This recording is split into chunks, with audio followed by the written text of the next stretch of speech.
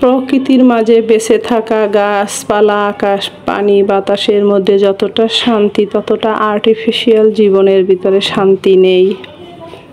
আসসালামু আলাইকুম প্রিয় viewers, welcome back to my channel. আগের দিন রাতে সেজেছি, এইটা একদিন আগের ভিডিও। কত আনন্দ উৎসাহের সাথে সেজে গুজে একটা ছোট ঘরোয়া পরিবেশে দাওয়াত খেতে যাব। তো আপনাদের মাঝেও সেখান থেকে অল্প করে একটু ফুটেজ শেয়ার করছি। আপনারা দেখুন, আমার ছোট ছেলেটাও আমার সঙ্গে যাওয়ার জন্য গুড়গুড় করছে। কেমন লাগছে আমার এই সাজে? শাড়ি পরা আমি তেমন তো পরিও না, আপনাদের মাঝে আসিও না। যাই হোক, খুবই আনন্দের সহিত দাওয়াতে যাচ্ছি আপনাদের শুভেচ্ছা দিয়ে। কিন্তু দাওয়াত খেতে যে বিশাল অ্যাক্সিডেন্টের ভিতরে পড়েছি। আমার সঙ্গে লোক আহত হয়েছে অনেকটা। এইটা পরের দিন আজকে সকালে দেখুন, বৃষ্টির পানি পেয়ে গাছগুলো কতটা সতেজ হয়ে উঠেছে। আসলে প্রকৃতির ভালোবাসা, আলো বাতাস, বৃষ্টি পানি সব কিছু মিলিয়ে যে যতটা শান্তি সুন্দর পরিবেশ গড়ে ওঠে, তেমনটা তো শহরে ইট পাথরের ভিতরে হয় না। কি আর করার, থাকতে হয় আর কি, কর্মক্ষেত্রে শহরের পরিবেশে মানিয়ে গুছিয়ে। তারপর ছোট একটু জায়গা থাকলে, এরকম একটু ছোট ছোট বাগান করলে সেখান থেকে অন্তত একটু নিঃশ্বাস নেওয়া যায় ফ্রেশ। একদম সবুজ হয়েছে গাছের পাতাগুলো বৃষ্টির পানিতে। আপনাদের মাঝে একটু শেয়ার করলাম। যার যে অবস্থায় বাসা বাড়িতে ছোট জায়গা থাকে, একদম পরিষ্কার পরিচ্ছন্ন করে এরকম ছোট দিয়ে একটা গাছপালা লাগাবেন, ভালো লাগবে, মাঝে মধ্যে খেতে পারবেন।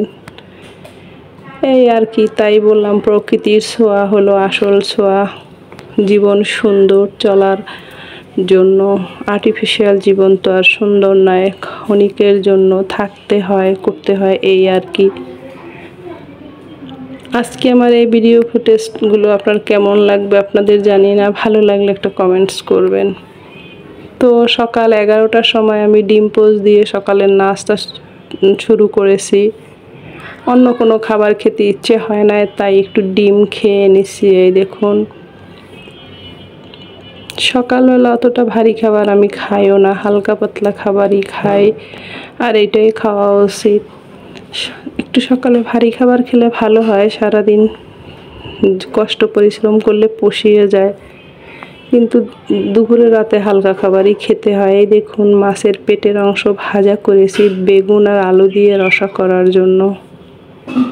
এটা রুই মাছের পেটের মাছ, এটা খেতে ভালো লাগে, কাটা কম, বাচ্চারাও খায়। আমি রান্না করছি বাচ্চাদের জন্য, আর সঙ্গে বেগুন, এটা তো অসাধারণ। আর একটা কড়াইয়ে আবার রান্না করছি পেঁয়াজ আর রসুন কাঁচামরিচ আগে তেলের উপরে ভালো করে ভেজে নিচ্ছি। এইটা দিয়ে একটা শাকের পাতলা ঝোল হবে, একদম নিরামিষ, মাছ গোশ কিছু এর সঙ্গে ব্যবহার করব না, হালকা মশলা এটা রান্না করব। লাউ শাক দিয়ে আলু দিয়ে একদম গায়ে মাখায় এই ঝোল হয়েছে। দেখুন কতটা সুন্দর, হালকা মশলায় স্বাস্থ্যসম্মত।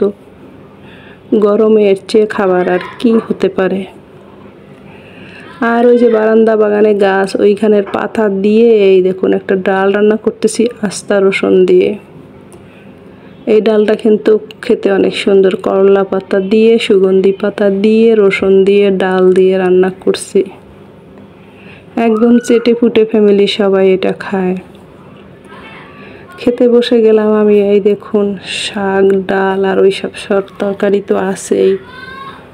আমার ছোট ছেলে আমি যখন খাই, ওর খেতে হবে পাশে বসে বসে। যদি মাছ গোছ থাকে তাহলে ওকে একটু দিতে হবে, না হয় এরকম বসে থাকবে। তো মাছের অংশ ওকে দিয়েছি, এখন শাকসবজি ডাল তো আরও খাবে না, তবুও পাশে বসে দেখছে আরামসে। আর খাওয়া দাওয়া কিন্তু আমি একা করছি না, আমার পরিবারে পরিজনে অনেক লোক আছে, তারা মোট 8 জন লোক আমরা খেতে বসছি। আপনাদের মাঝে আমারটা শেয়ার করছি শুধু। তো ওদের খাওয়াটাও আমি একটু দেখাবো। ওদের খাওয়া শেষের দিকে, আমি যেহেতু পরে বসছি ওদের সঙ্গে, একত্রে বসলে কি হবে, গৃহিণীরা চাইলেও আগে খেতে পারে না, সবাইকে খাওয়া দাওয়া খাইয়ে দাইয়ে তারপর নিজে খেতে হয়, এইটাই নিয়ম। এই দেখুন, ছোট ছেলে খাইতেছে, খাওয়ার শেষের পর্যায়ে। পরিবারের সব সদস্যই এই আশেপাশে বসায় আর একজন খাইতেছে। দেখুন, এদেরও খাওয়া শেষের পর্যায়ে। এই আর কি, হাসি খুশিভাবে আমরা সবাই খাই আর আমার ছোট ছেলে পরিদর্শন করে। তো সবাই ভালো থাকবেন। আজকে এই অবধি খেয়ে দিয়ে রেস্ট করে একটু বিকালে ভাত ঘুম দিব। আপনারা ভালো থাকবেন, সুস্থ থাকবেন। ফিরে আসবো নেক্সট দিন। আল্লাহ হাফেজ।